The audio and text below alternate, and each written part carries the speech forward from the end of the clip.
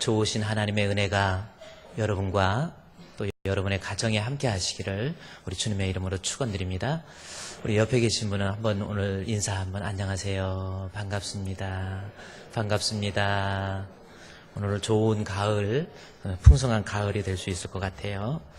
자, 오늘 하나님께서 우리에게 주시는 말씀, 실족이라고 하는 말씀의 제목입니다.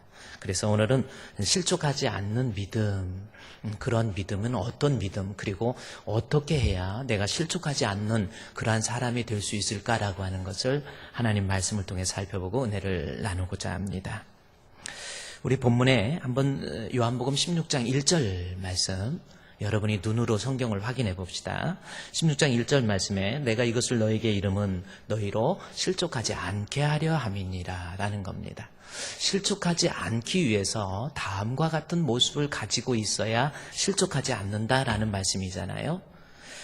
그러면 여기서 실족이라고 하는 것이 무엇인지 제가 지난주에 단어의 의미를 여러분께 말씀드렸는데, 이 실족이라고 하는 것이 헬라어의 원어의 단어는 스칸달리조라고 하는 단어입니다. 자, 이게 스칸달리조가 실족이라는 단어예요. 이것은 무슨 뜻이냐면 원래는 장애물, 걸려 넘어지게 하는 장애물이라는 뜻인데, 결국 이것이 신앙적으로 해석을 하면 결국은 무슨 뜻이냐면 믿음 안에서, 신앙 안에서 이탈하는 것, 이것이 바로 실족이다라는 겁니다. 그러니까 어떤 이유에서든지 간에 그 이유가 뭐예요? 혹은 하나님과의 관계에 있어서 내가 시험을 당하던, 그렇죠? 유혹을 받던, 혹은 환난이 있던, 또 혹은 핍박이 있던, 혹은 고난이 있던 그 어떤 이유에서든지 간에 그것 때문에 내가 신앙에서 떠나게 되는 것, 그것이 바로 실족이다라는 겁니다. 여러분, 그래서 죽을 때까지 신앙 못 지키는 거, 이게 바로 실족이에요. 죽을 때까지 신앙 못 지키면 큰일 나는 겁니다. 우리 지난번에 광명시에서 우리 목사님들 모이고 뭐 하면서 이야기를 하는데, 어떤 분이 사업을 해서 돈도 좀 꽤 많이 벌고 광명시에 많은 사람들을 도와주기도 하고 후원도 많이 해주는 분이라고 그런 이야기를 하시더라고. 그래서 이야기하다가 저 사람 예수 믿어요? 내가 옆에서 한번 물어봤더니 지금 교회 안 다닌다라는 겁니다. 그래서 그러면서 이야기하는데, 저분이 아버지가 목사님이래요. 근데 교회를 안 다니는 거예요. 왜 교회 안 다녔냐 그랬더니, 학생 때까지도 열심히 교회를 다녔는데 아버지가 목회하는데 너무 고생을 하시더라는 겁니다. 근데 고생을 하는 것이 다른 것이 아니고 성도들이 너무 힘들게 하고 어떻게 예수 믿는 사람들이 저럴 수 있을까라고 하는 것을 아버지 옆에서 이렇게 지켜본 거예요. 그래서 그것이 원인이 되었는지 그 다음부터 나는 저런 사람들이 믿는 하나님 안 믿고 싶다, 이래서 결혼을 하고 그 다음에 교회를 안 다녀버리는 거예요. 네, 그게 실족입니다. 아버지가 목사님이었으니까 얼마나 열심으로 신앙적인 것이 무엇인지 얼마나 많이 알았겠어요? 그래도 신앙 못 지키잖아요. 그래, 아버지 아들만이 아니라 때로는 목회자도 신앙 못 지키고, 또 장로님도 신앙 못 지키고, 또 우리 성도들도 신앙 못 지키고 죽을 때 그냥 죽는, 믿음 없이 죽는 사람, 이런 사람도 있다라는 거예요. 심각한 문제입니다. 때로는 돈의 유혹, 때로는 어떤 우리 목회하면서 우리 대학원에서 우리 교수님이 하시는 말씀, 앞으로 목회할 때 조심해라, 돈 조심해라, 여자 조심해라, 또 명예를 조심해라, 뭐 이런 말씀. 그래요. 그래서 이 사람들이 뭐 그러겠나 했는데, 주변에 넘어지는 사람이 돈 때문에, 어떻게 목회자로서 돈 때문에 하나님 앞에 참 이럴 수 있을까 싶은, 악한 영이 역사하면 내가 목사이든 장로이든 그냥 막 넘어지는 거예요. 우리는 실족하지 않도록 조심해야 돼요. 우리 주풍교회 성도 여러분, 죽을 때까지 우리 성도들은 믿음 잘 지켜서 죽을 때, 내 호흡이 끊어질 때 정말 주님 앞에 천국이 보여야 되고, 주님 앞에 가서 여러분 지옥 가면 안 돼요. 겁주기 위해서 지옥 이야기하는 게 아니라니까요. 저도 믿음이 없을 때 교회는 다니지만 정말 하나님을 인격적으로 만나지 못할 때는 천국과 지옥 그거 뭐 있겠나 그랬어요. 죽어봐야 알지 이랬는데 아니에요. 짐승하고 사람하고 다른 게 뭡니까? 죽어서 사람은 성경에 나와 있잖아요. 뭔가 짐승과 다른데 죽어서 천국이냐 지옥이냐 이게 중요한 거예요. 우리 예수 믿는 믿음, 저와 여러분 하나님 죽을 때까지 실족하지 않고 믿음 잘 지키는 사람 되게 해 주시옵소서. 아멘. 제가 무게 잡고 아멘 했다고 여러분도 아멘 그러지 마시고 제가 아멘 하면 여러분 정말 죽을 때까지 하나님 나 믿음 지키고 싶습니다. 그 믿음 지키겠습니다. 이런 각오를 가지고 여러분 믿음 지키시기를 바랍니다. 그러면 아멘 한번 해봅시다. 여러분 죽을 때까지 저와 여러분 믿음 잘 지키시기를 우리 주님의 이름으로 축원드립니다. 예, 그래요. 정말 지켜야 돼.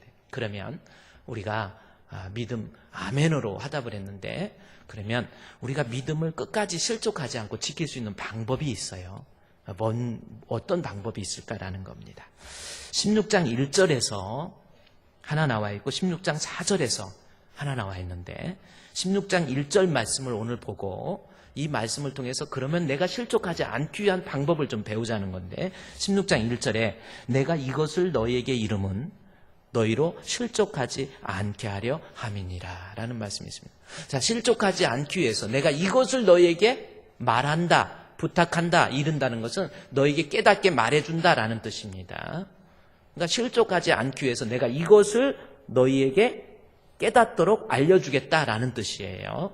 그러면 여기서 이것이 뭐냐는 겁니다. 자, 아주 중요한 거죠. 내가 이 세상 살면서 어떠한 유혹에서도 시험에서도 환난에서도 핍박에서도 어떠한 일이 생겨도 마음이 괴로워도 어떠한 유혹이 있어도 끝까지 신앙 지킬 수 있는 방법 우리 주님께서 주시는 말씀이에요. 내가 이것을 너희에게 말해준다라는 겁니다. 그러면 이것이 뭐냐는 겁니다. 본문 요한복음 16장 1절에서 이것을 이름은 그랬는데 이것이 뭐냐는 거죠. 그것은 15장 26절 말씀에 나와 있는 말씀이에요. 이것이 뭐냐면 26절에 15장 26절에 내가 아버지께로부터 너희에게 보낼 보혜사 곧 아버지께로부터 나오시는 진리의 성령이 오실 때에 그가 나를 증언할 것이요 라는 말씀이 있습니다. 진리의 성령, 보혜사, 보호해주고 은혜를 지켜주고 보혜사입니다. 나의 스승이 되고 네. 그게 성령이에요. 보혜사, 보호해주고 지키시고 나로 하여금 하나님의 자녀로서 보호해주시고 지켜주시고 은혜를 주시고 그 다음에 스승사자예요. 성령이 우리의 스승이 되어서 나를 가르치고 책망하고 그렇죠? 성령이 우리 안에 계시면 그리고 우리 찬송가에도 성령이 스승 되어서 찬송이 있잖아요. 정말 성령이 나의 스승이 되어서 나로 하여금 믿음에서 이탈하지 않도록 가르치고 책망하고 교훈하고 이분이 바로 성령님이라는 겁니다. 따라서 우리가 16장 1절에 내가 이것을 너에게 이른다라는 말씀을 통해서 내가 우리 가운데 교회만 다니는 것이 아니고 신앙생활만 하는 것이 아니고 내 안에 성령을 내가 충만하게 받게 되면 결코 내가 이 땅에 살면서 어떠한 유혹이 있어도 시험이 있어도 내가 신앙 끝까지 지키고 믿음 끝까지 지키고 믿음에서 무너지지 않는다라는 거예요. 성령이 그 안에 계시는 거예요. 그냥 돈 때문에 그냥 신앙 그대로 포기해버리는 어리석은 사람들 왜 그렇습니까? 사실은 그 안에 성령이 계시면 감히 그렇게 실족할 수가 없는 거예요. 돈이 그렇게 좋습니까? 돈 때문에 그냥 신앙 다 포기해버리고 믿음 다 포기해버리고 인생을 엉망으로 살다가 나중에 지옥 가면 어떡하려고 그래요? 성령을 받으면 우리 안에 계신 성령이 나로 하여금 믿음에서 승리할 수 있도록 늘 만들어주실 줄로 믿습니다. 따라서 실족하지 않는 방법은 성령 충만이에요. 자, 그렇다고 한다면 이 말씀을 한번 역사적 성경에서 과연 성령을 받게 되면 믿음에서 실족하지 않는지 아니면 실족하는지 좀 살펴보자는 겁니다. 정말 성령 받으면 믿음에서 실족하지 않을까요? 이거예요. 자, 마태복음 26장의 말씀에 보면 예수님과 베드로가 등장을 해요. 마태복음 26장 31절 말씀에 보면 어떤 말씀이 있냐면 예수님께서 십자가에 못 박혀 죽으시기 전에 이제 베드로에게 또 제자들에게 26장 31절에서 무슨 말씀을 하느냐면 너희가 나를 버리고 배신하고 너희가 나를 떠나리라 라는 말씀을 합니다. 21장 31절에서 너희가 나를 떠나리라 라는 말씀을 하니까 그때 베드로가 나와서 예수님, 아니 무슨 말씀이세요? 내가 왜 예수님을 떠납니까? 나 예수님 배신 안 합니다. 나 절대로 예수님 떠나지 않습니다. 아니, 그런 이야기를 해요. 그래서 아니야, 너 떠날 거야. 그랬더니 다른 사람들은 다 마태복음 26장 33절에 보면 다 주님을 떠난다 할지라도 그랬죠? 베드로가 대답하여 이르되 모두 주를 버린다 할지라도 나는 결코 버리지 않겠습니다. 이게 베드로예요. 나는 배신한 우리의 모습 아닙니까? 주님, 목사님 실족에 대해서 이 얘기하는데 그거 실족 안 해요. 다른 사람은 실족해도 나는 실족 안 합니다. 이렇게 이야기합니다. 아니야, 너 실족할 거야. 그랬는데 그 다음에 보면 또 베드로가 뭐냐면 맹세를 해요. 아니 무슨 말, 내가 죽을지언정. 그 다음 절에 보면 베드로가 이르되 내가 주님과 함께, 우리 예수님 무슨 말씀이세요? 내가 주님 떠나다니요. 나는 주님과 함께 있어서 안 떠나서 죽을지언정 나 주님 떠나지 않겠습니다. 이게 우리의 고백이 될 수도 있다라는 거죠. 그랬더니 옆에 있는 제자들도 저도 안 떠나요. 베드로가 나는 주님 절대 떠나지 않습니다. 그러니까 옆에 있는 제자가 나도 반사 막 한 거예요. 나도 주님 떠나지 않습니다. 나 주님 결코 떠나지 않습니다.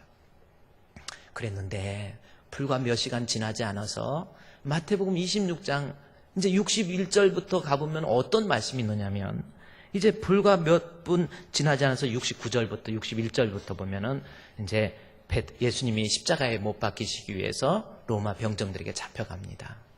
잡혀가니까 베드로가 죽어도 안 떠난다고 그랬잖아요.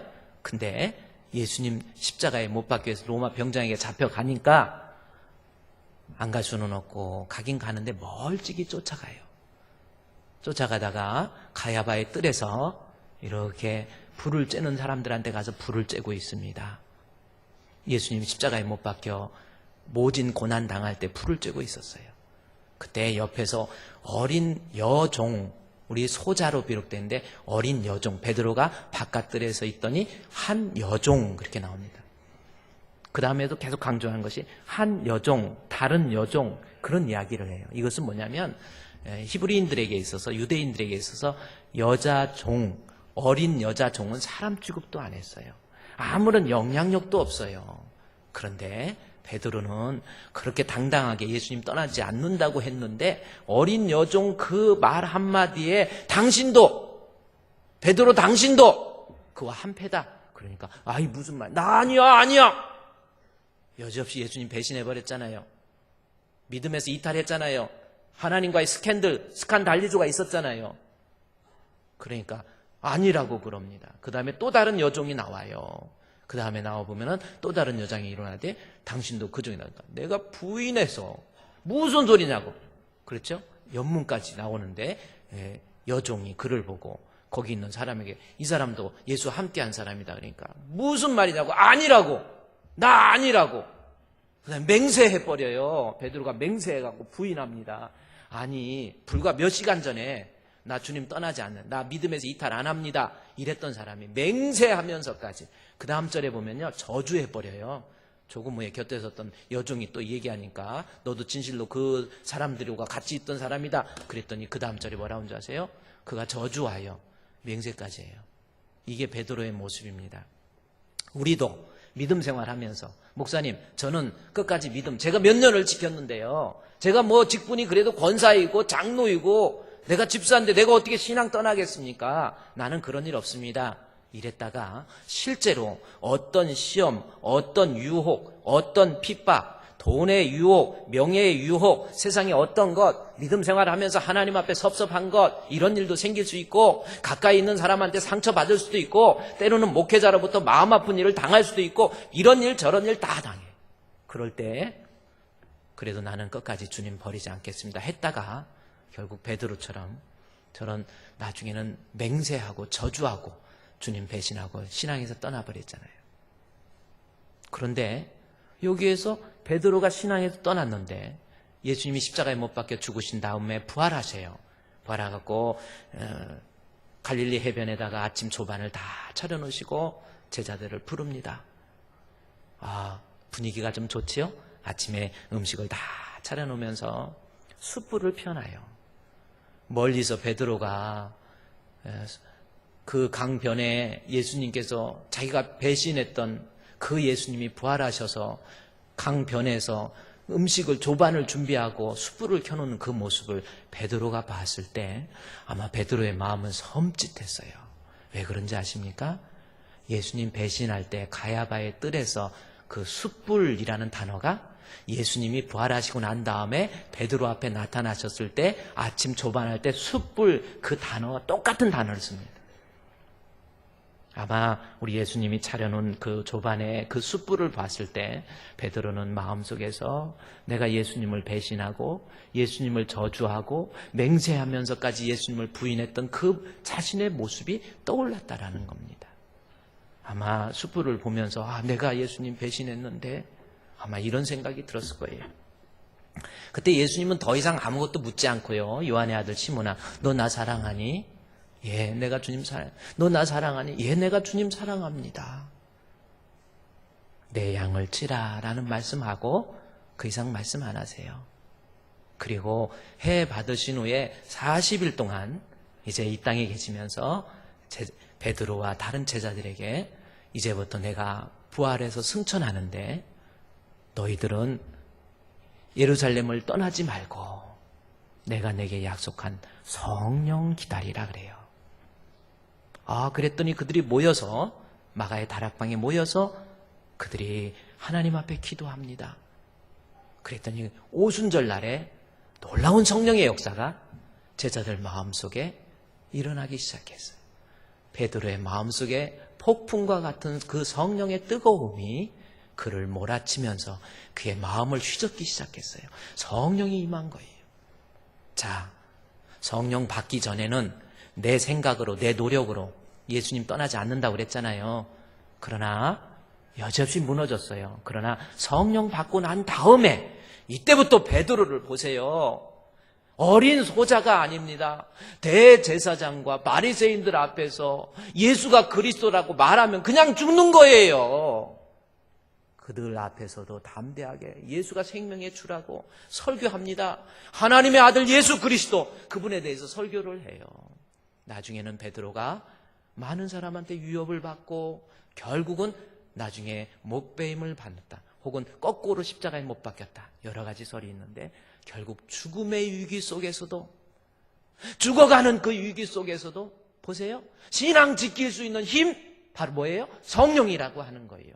내가 성령을 받으면, 그렇죠? 내가 성령을 받으면 죽음의 위기 속에서도 내가 신앙을 지킬 수 있는, 믿음에서 떠나지 않는 그러한 사람이 될 수 있다라는 거지요. 그래서 요한복음 16장 1절에 내가 이것을 너희에게 이름은 너희로 실족하지 않게 하려 함이니라. 여러분, 지금 신앙생활 하면서 마음에 뭔가 하나님과의 스칸달리죠. 하나님 앞에 스캔들이 있습니까? 뭔가가 좀 꺼리끼고, 예배를 드려도 별로 감격도 없고, 기도를 하는데도 별로 기도해야 응답도 없는 것 같고, 찬양을 해도 그냥 그런가 보다, 이런 모습.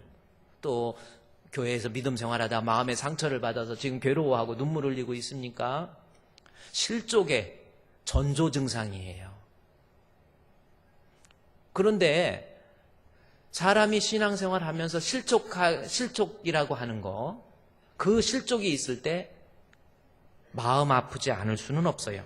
우리 베드로전서 1장의 말씀에 보면 너희가 여러 가지 시험으로 인해서 잠깐 근심하지 않을 수는 없어요.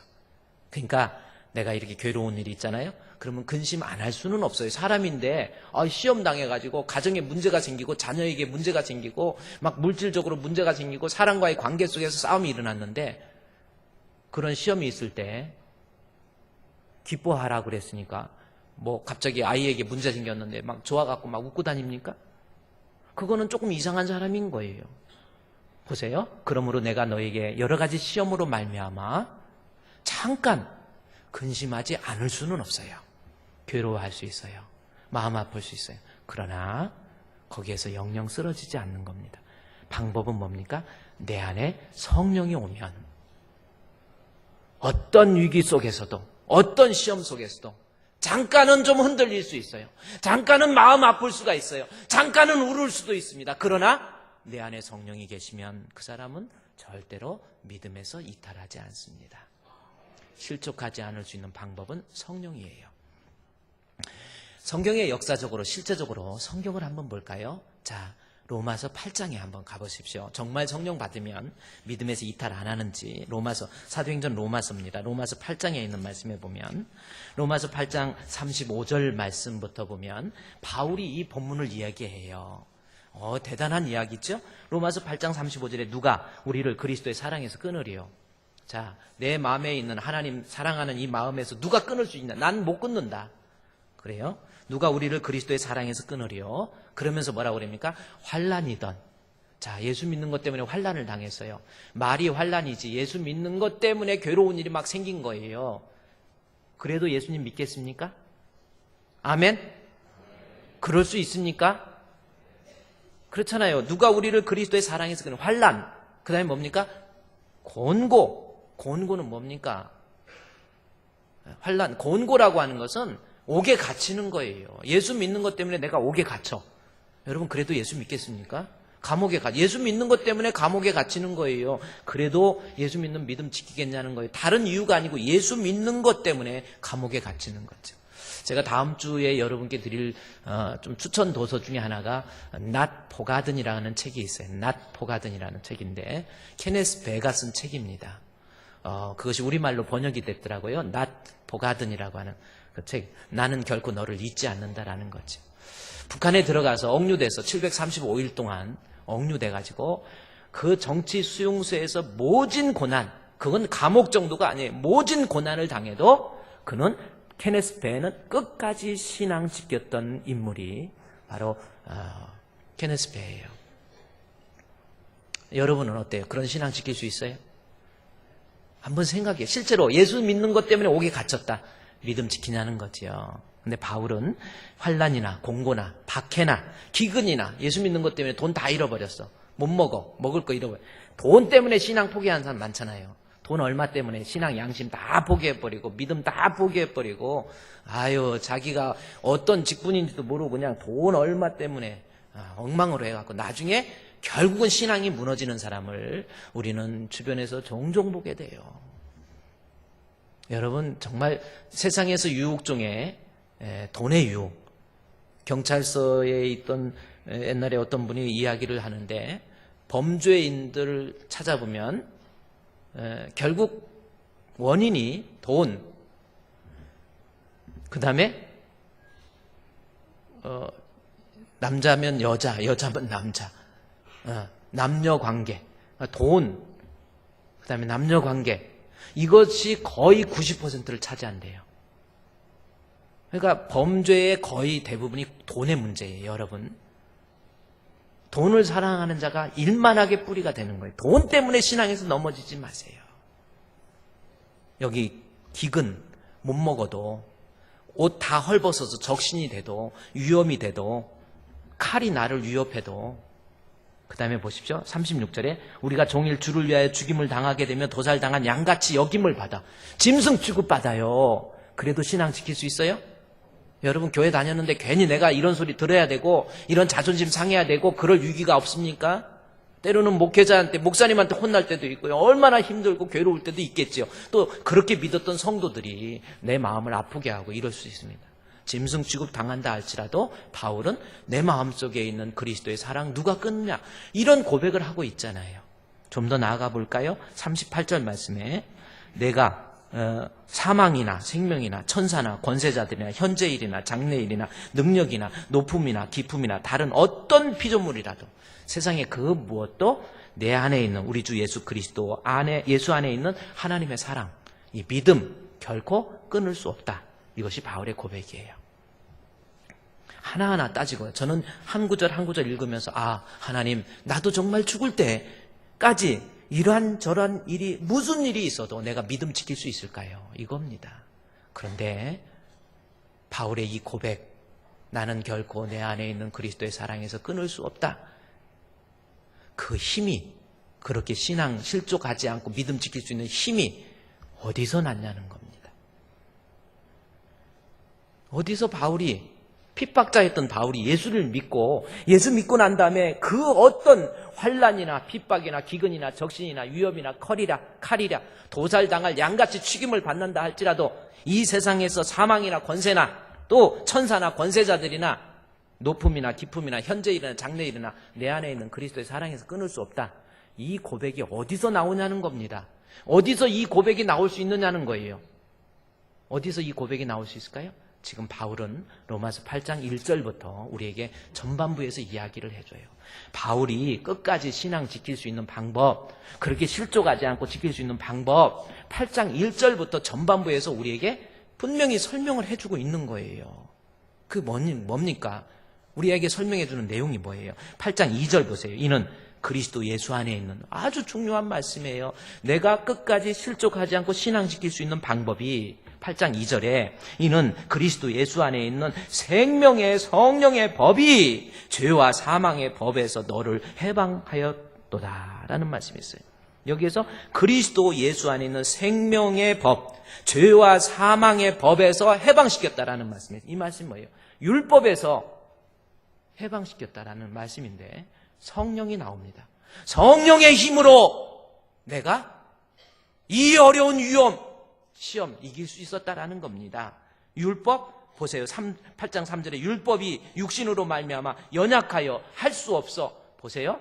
내가 율법대로 그래 내가 믿음 지켜야지, 내가 신앙 지켜야지, 내가 위험 속에서도 환난 속에서도 내 믿음 지켜야지. 아니에요. 그걸로는 신앙 못 지키는 거예요. 연약하다는 거. 여기 본문에 율법이 육신으로 말미암아 연약하여 할 수 없는 그것을 하나님의 성령 강조하잖아요. 그 다음에 4절에 육신을 따르지 않고 그 영을 따라, 율법의 요구가 아니라 5절에서 육신을 따르는 자는 육신의 일을, 영을 따르는 자는 영의 일을 생각한다 해서 계속해서 강조하는 것이 성령의 힘. 내 안에 성령 계시면, 내 안에 성령이 역사하면 그 어떤 시험도 어떤 유혹도 이길 수 있는, 실족하지 않는 믿음의 사람이 될 수 있다는 겁니다.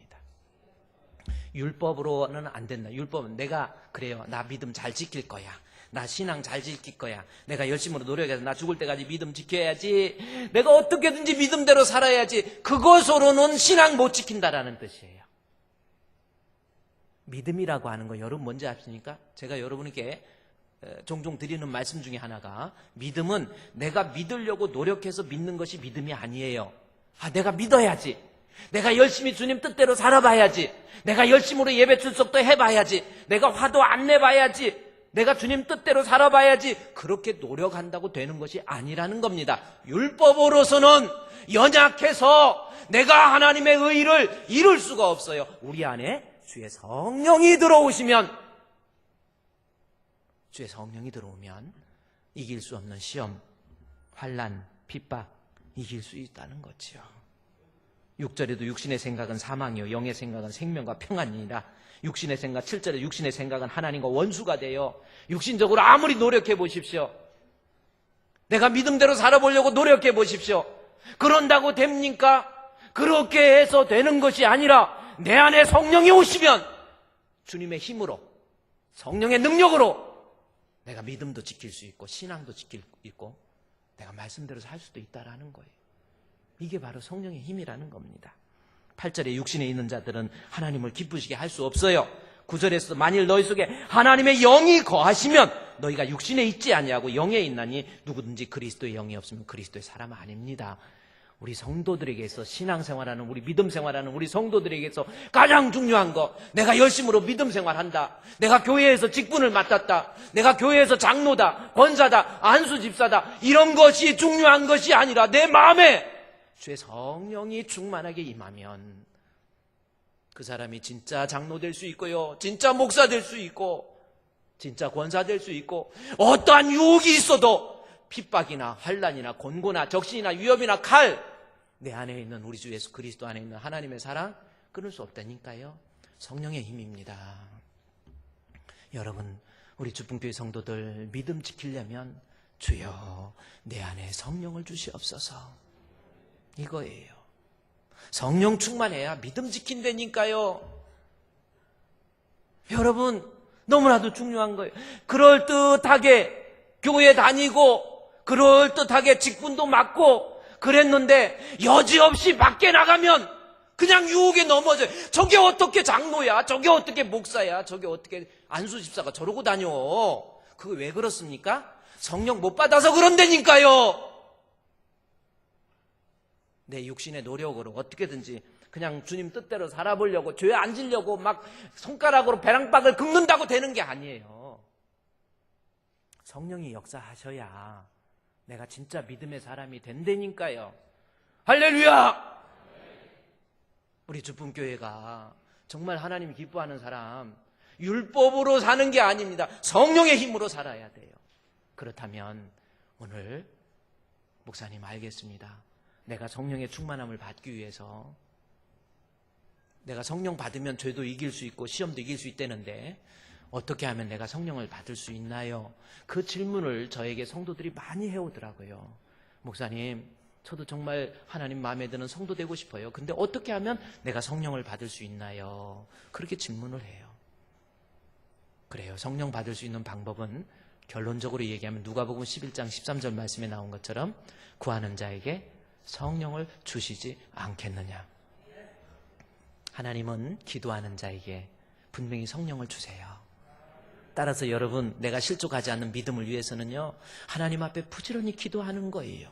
기도하면서 손을 들고 주여, 정말 정직한 마음으로 주여, 나의 영 주의 성령으로 충만하게 무장시켜 주시옵소서. 그런 자에게 성령을 주시는 거예요. 그러면 이 말씀이 역사적으로 한번 살펴볼까요? 성경에 보면 성령에 대한 내용이 구약에서 계속 나오다가 요엘서 2장 28절 말씀에 보면 하나님의 심판을 이야기하면서 하나님의 백성들이 그 심판 때 회개하고 주님 앞에 돌아와서 하나님의 백성으로서 승리하기 위해서는 성령이라는 말을 합니다. 그것이 요엘서 2장 28절 말씀에 보니까 그 후에 내가 영을 만민에게 부어주리니, 자, 성령이 나오죠? 만민에게 성령을 부어주셔서 너희 자녀들이 장래일을 말할 것이며 너희 늙은이는 꿈을 꿀 것이고 너희 젊은이는 이상을 볼 것이다. 이 이야기라, 성령의 역사. 그래요. 이 본문을 가지고 어떤 사람이, 목사님, 제가 자꾸 나이 들어서 그런지 계속 잘 때마다 꿈을 꾸는데 이게 무슨 성령의 역사입니까?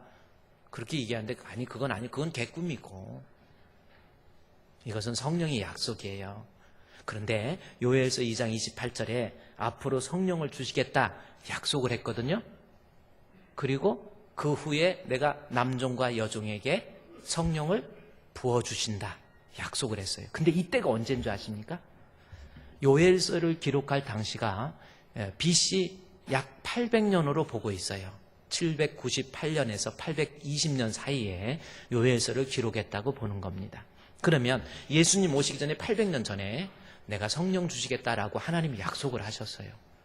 약속을 하셨는데 시간이 100년, 200년, 300년, 400년, 말이 500년, 800년 동안 성령의 역사가 더 이상 성경에 언급되지를 않습니다. 이상하다. 왜 성령의 역사가 없지? 이러다가 예수님께서 이 땅에 오셨어요. 그리고 우리 죄를 위해서 십자가에 못 박혀 죽으시고 부활하시고 승천하시면서 내가 약속한 성령 너에게 부어주시겠다 해서 사도행전 2장에 보면, 사도행전 2장 3절 4절 말씀에 보면 드디어 성령이 마치 불의 혀 같은 것들이 그들에게 보여 각 사람 위에 하나씩 임하여 있더니 그들이 다 성령의 충만함을 받아요. 약 50년 동안 침묵했던 성령이 드디어 오순절 날에 그들이 모여있는 그곳에 성령의 충만함의 역사가 일어나는 겁니다. 근데 성령의 충만함이 AD 33년에 일어났잖아요. 그리고 이것이 40년, 50년, 60년, 70년, 80년, 요한계시록을 기록할 때가 AD 95년 안에서 된 거기 때문에, 왜냐하면 도미티아누스 황제가 네로보다 더 박해를 심하게 했는데 그 사람이 그 제위에서 물러난 것이 AD 90년이란 말이에요. 그런데 요한계시록을 기록할 그때까지 보면 성령의 역사가 뜨겁게 일어나고 초대교회가 성령의 능력으로 말미암아 역동적으로 부흥하는 것을 우리는 알게 돼요. 자, 보세요. 800년 동안 일어나지 않았던 성령의 역사가 사도행전 2장에 800년이 흐른 AD 33년에 성령의 역사가 일어나요. 그러면 도대체 이 성령이 어떤 가운데 일어나게 되었는가라는 겁니다. 그것은 뭐예요? 사도행전 2장 1절에 보면 그들이 오순절날에 그들이 다 같이 한 곳에 모였어요. 여기서 모였던 이유가 사도행전 1장에 가보면 뭐라고 하냐면 내가 약속한 성령을 기다리라. 그거 가지고 그거 붙잡고 주여! 주여! 초대교회 성도들이 지금까지 알지 못했던 성령, 깨닫지 못했던 성령을 놓고 주여! 우리에게도 주님이 약속한 성령을 부어 주시옵소서. 하나님 간절히 주님 앞에 기도했더니 성령이 임했다라는 겁니다. 자, 보세요. 성령은 기도하는 자에게, 구하는 자에게, 갈급하는 자에게 분명히 약속하셨어요. 기도할 때 내가 성령 받는다라는 겁니다. 지금 내가 실족하고 있다. 내가 지금 마음 아파하고 있다. 신앙생활하면서 기쁨도 없고 감격도 없다. 기도를 한번 점검해 보십시오. 하나님, 나에게도 성령을 주셔서 이러한 시험 저런 시험 이기게 해주시고, 기도 안에서 그렇다라는 겁니다. 자, 그러면 또 하나 이제 보십시오. AD 90년도까지 성령의 역사가 있다가 또 잠잠해져요. AD 100년, 200년, 300년, 400년, 500년 쭉 하고 1600년이 흐릅니다. 그래서 1600년이 흐르고 난 다음에, 그래서 중세 시대에는 기독교 고대 그리고 중세에는 성령의 역사가 초대교회 이후에 일어나지를 않아요. 그래서 중세 암흑기라고 합니다. 천주교에서는 지금도 성령의 역사를 이야기하지 않습니다. 성령의 역사가 일어나지 않는 그 신앙, 보세요. 바르게 갈 수가 없잖아요. 천주교에 구원 없습니다. 불교보다 더 나쁜 게 천주교입니다. 성령의 역사가 그들 가운데 없어요. 이상하게 이단을 거대하게 만들어 놓은 것이 천주교예요. 그건 뭐 이단이 보통 이단이 아니에요. 그냥 그걸 어마어마하게 성경의 요한계시록에 나오는 바벨론과 같은 그런 이단이 바로 천주교예요. 제가 얘기한 것이 아니라, 제가 얘기했다면 또 종교 차별이라고 그러는데 제가 얘기한 게 아니라 루터가 천주교는 사탄의 회, 귀신들의 집합체다. 루터가 천주교 신부였어. 거기서 나와서 성경으로 돌아가자. 솔라 데오 스크립추라, 솔라 데오 글로리아, 솔라 스크립처, 성경이라고 하는 거예요. 성령의 역사가 일어나지 않다가 중세에 일어나지 않다 1738년도 제가 왜 이야기했던 그때 성령의 역사가 일어나기 시작합니다. 그게 뭐냐면 존 웨슬레 그리고 그 동생 찰스 웨슬레 그리고 그 어머니 수잔나에 의해서 드디어 영국에서 웨일즈 지역에서 성령의 역사가 일어나요. 웨슬레가 루터의 회심이라는 글을 읽으면서 가슴이 뜨거워지기 시작한 거예요. 요한복음 3장 16절을 읽으면서 하나님이 세상을 이처럼 사랑하사 가슴이 뜨거워지기를 시작한 거예요. 요한 웨슬레가 아버지가 목사님이고 본인이 목사님이고 옥스퍼드 대학에서 공부를 했던 유명한 사람이에요. 목사로서 말씀을 가르쳤지만 성령의 역사를 그들이 알지 못했다가 그 말씀을 읽고 가슴이 뜨거워지는 것을 알고 그 자리에 주저앉아요. 주저앉아서 오전부터 주저앉아서 1738년 5월 24일 8시 40분이라고 그 책에 기록되어 있습니다. 계속해서 하나님 앞에 기도합니다. 주여, 내 마음에도 요엘서에서 약속했던, 아니 사도행전 2장에서 약속했던 그 성령을 내게 내려 주시옵소서 하고 기도해요. 주여, 성령 충만, 성령 충만. 간절하게 기도했더니 이 웨슬레에게 1738년 5월 24일 날 성령의 뜨거움이 임하기 시작해요. 그는 그 자리에서 폴짝폴짝 뛰는, 여지껏 1500년, 1600년 동안 일어나지 않던 성령을 체험하고 난 다음에 폴짝폴짝 뛰어다니면서 하나님 앞에 그 기쁨을 말할 수 없어가지고 주여, 주님 찬양합니다. 예수가 나의 생명인 것을 내가 믿습니다. 이러고 다니면서 안에서의 그 뜨거운 것이, 성령의 역사가, 이 dynamit라는 것이 다이나마이트라는 폭발력이 있잖아요. 다이나마이트의 합성어입니다. 그래서 밖으로 나가가지고 예수가 생명의 주입니다. 예수 믿어 전국 갑시다. 밖에 나가서 복음을 전도하는 거예요. 나중에는 술집에 가서까지도 복음을 전도하지요. 웨슬레가 그렇게 됐던 이유가 뭡니까? 왜 어떻게 성령 받았어요? 하나님께 기도하다가 받았다니까요. 하나님은 구하는 자에게 성령 주신다니까요. 실제로 기도하다가. 그리고 웨슬레가 자기가 목회하는 교회, 웨일즈 교회에서는 60명 정도 되는데 성령의 역사가 일어나지 않는 거예요. 웨슬리 기도합니다. 하나님, 우리 교회에도 성령의 충만함을 주시옵소서. 계속해서 뜨겁게 기도해요. 1개월, 2개월, 3개월, 4개월, 5개월, 6개월 됐을 때 1739년 1월 1일 0시 예배 때 웨슬레가 말씀을 선포하고 그 다음에 우리 성령의 충만함을 놓고 기도합시다 해서 예배 마친 후에 기도하다가 새벽 3시에 교회, 웨일즈 교회에 성도들이 쓰러지는 역사가 일어난 거예요. 막 쓰러지는 거예요.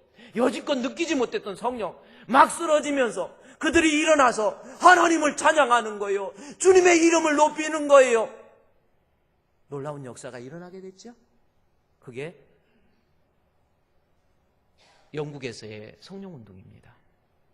여기저기에서 성령의 뜨거운 역사가 일어나니까 웨슬레가 영국 공교회 성공회에 속했던 목사였는데 사람들이 시기해서 내쫓아 버린 거예요. 그래서 생긴 것이 감리교회예요. 그래서 웨슬레에 의해서 감리교가 만들어지는 거예요. 보세요. 웨슬레도 기도함으로 성령 받았잖아요.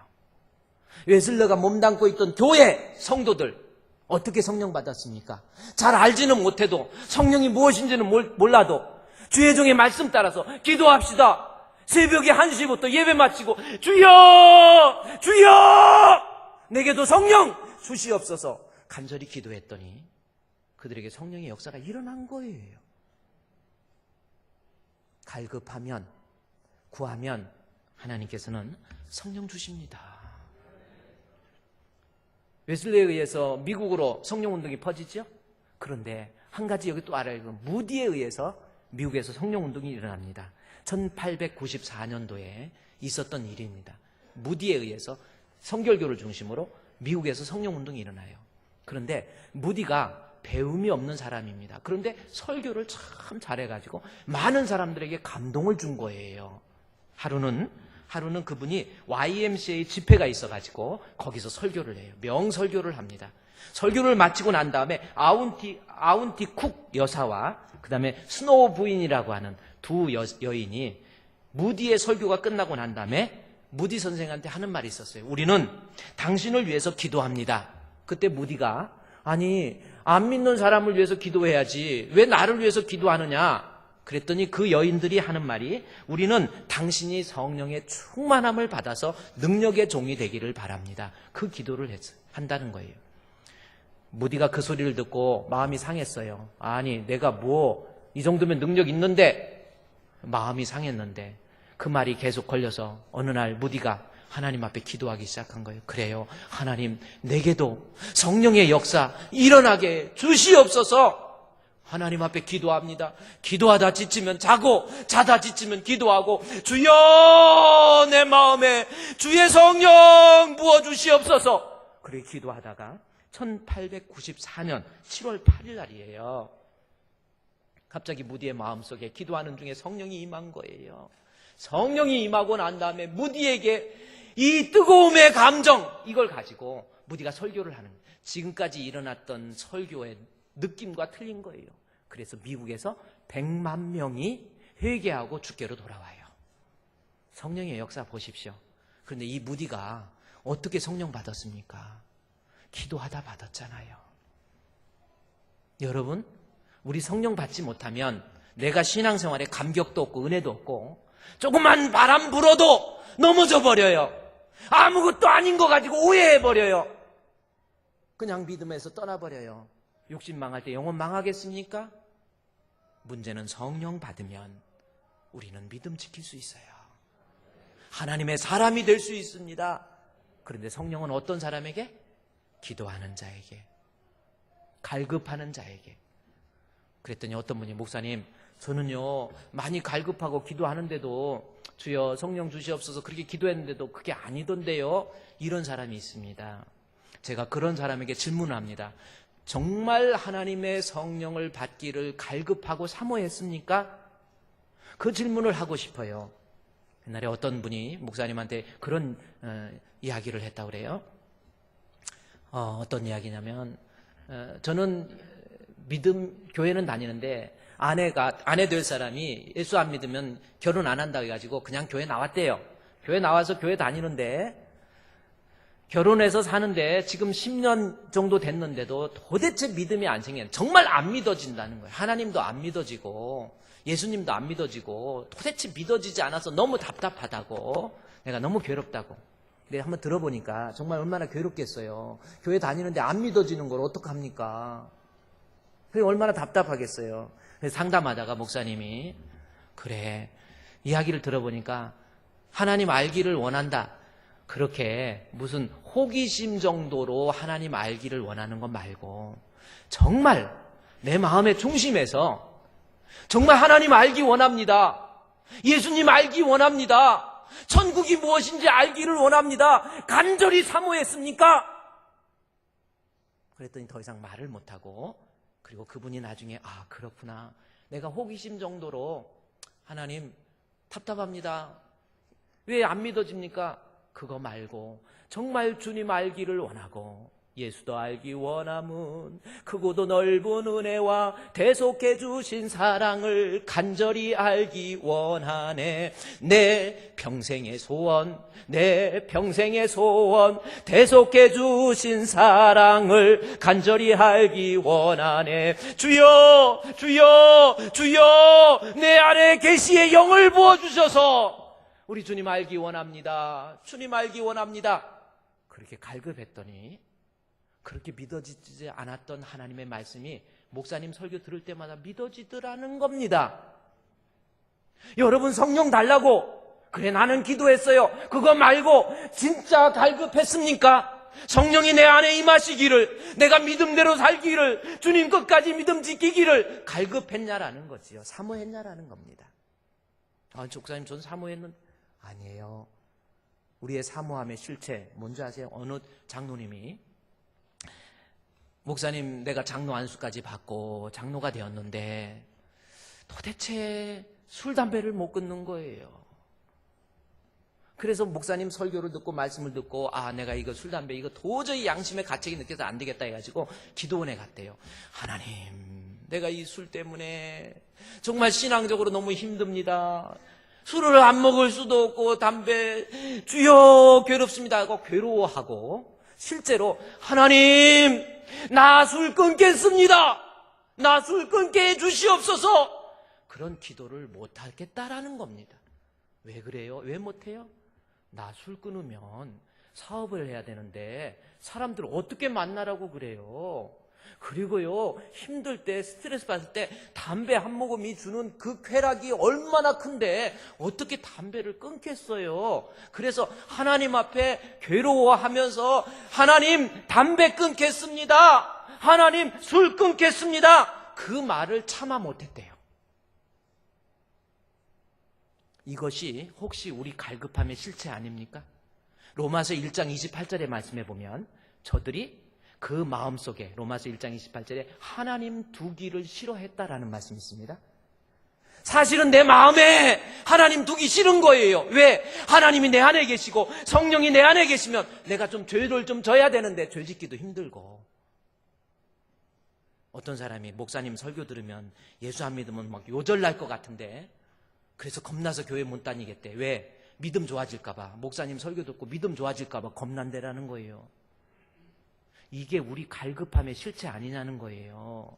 실제로 죄를 끊지 못해요. 세상이 너무 좋은 거예요. 세상이 주는 즐거움이 너무 큰 거예요. 그래서 성령 받기가 두려운 거예요. 그게 우리 갈급함의 실체라는 겁니다. 성령, 누가복음 11장 13절에 구하는 자에게 하나님 성령 주신다고 했잖아요. 근데 구하는데 그냥 구합니까? 구해서 안 되면 찾고, 찾아서 안 되면 두드리고, 누가복음에 나와 있는 그 기도에 대한 내용하고 마태복음 나와 있는 기도의 13장에 나와 있는 기도의 내용이 틀립니다. 분명히 이 누가복음에서는 기도에 대한 교훈 맞아요. 기도와 구하는 자에게 성령을 주는데 구하는 것이 한번 적당히 주여 성령 주시옵소서, 주여 믿음 주시옵소서, 하나님 믿음 지키게 해주세요, 이런 정도 말고 정말 내 마음의 중심에서 진짜 갈급해 보십시오. 주님 약속대로 우리에게 성령 부어주십니다. 우리 주품교회 성도 여러분, 여러분 언제까지 내가 율법으로 신앙생활 할 거예요? 내 안에 성령이 들어오시면 세상 사는 것, 믿음 생활하는 것 그렇게 행복할 수가 없어요. 성령 충만해서 죄도 이기고 시험을 이기시기를 주의 이름으로 축원드립니다. 이 시간 하나님 앞에 기도합시다. 하나님, 내 마음에서 진짜 성령 임하기를 갈급합니다. 주여 나에게 성령의 충만함을 허락하여 주시옵소서. 그래서 흔들리지 않는 믿음 갖기를 원합니다. 우리 다 같이 통성으로 하나님 앞에 기도하겠습니다. 하나님 아버지여, 저희들에게 은혜 주시옵소서. 오늘도 하나님 말씀을 통해서 실족하지 않는 믿음을 배우게 해주신 주님, 아버지, 아무것도 아닌 거 가지고 내 마음에 흔들림이 있고 요동이 있고 또 마음에 상처받고 또 실족하는 그러한 모습이 아닙니까? 하나님이여, 주의 성령이 내 안에 계시면 우리는 실족하지 않는다고 했사오니 주여 우리의 심령 위에, 주여 우리의 심령 위에 주의 성령을 충만하게 부어주셔서 내가 신앙에서 승리하고 믿음에서 승리하며 하나님 앞에 인정받는 그러한 알곡이 될 수 있도록 도와주시옵소서. 성령의 힘으로 믿음 아래서 승리할 수 있는 저희들 되게 해 주시옵소서. 예수님의 이름으로 기도드리옵나이다. 아멘. 하나님, 우리 주품교회 성도들 주께서 성령으로 무장시켜 주셔서 어떠한 유혹에서도, 어떠한 시험에서도, 어떠한 환난에서도, 어떠한 핍박에서도 이겨낼 수 있는 강하고 굳센 믿음 허락하여 주시옵소서. 구하는 자에게 성령 주신다고 했사오니 진정으로 갈급하는 마음 가지고 주의 영 임하기를 사모함으로 성령 충만한 우리 성도, 성령 충만한 교회 되게 해 주시옵소서. 예수님의 이름으로 기도드리옵나이다. 아멘.